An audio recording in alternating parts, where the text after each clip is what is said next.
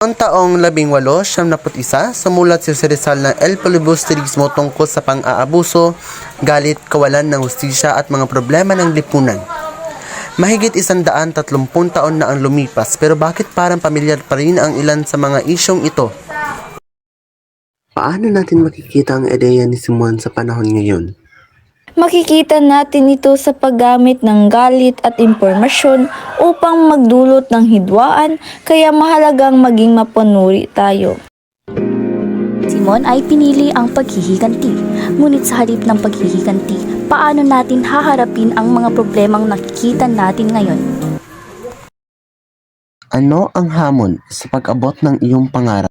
Mahirap minsan pagsabihin ang pag-aaral at mga responsibilidad, pero patuloy ako nagsisikap para sa aking pangarap at pamilya.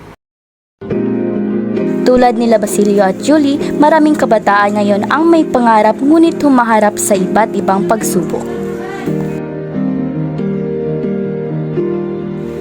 Sa nobela, ipinakita ni Rizal ang pang-aabuso ng kapangyarihan. Ngayon, iba na ang panahon at sistema, ngunit nananatiling mahalaga ang accountability, corruption at responsableng paggamit ng kapangyarihan. Bakit mahalagang maging mapanuri ang mamamayan?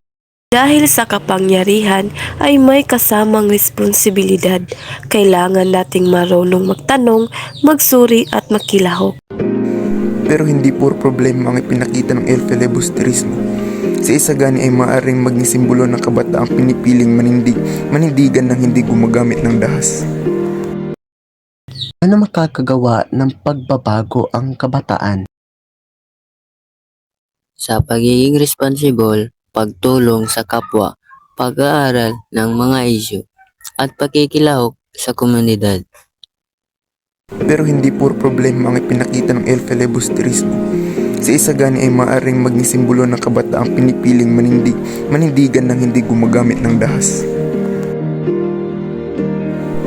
Ang pagbabago ay maaaring magsimula sa maliit na kilos, sa katotohanan, panindigan at responsibilidad. Higit 130 taon na ang El Filibusterismo, hindi na tayo nabubuhay sa panahon ni Rizal, pero buhay pa rin ang mga tanong na iniwan niya. Katotohanan, Paninindigan, Responsibilidad.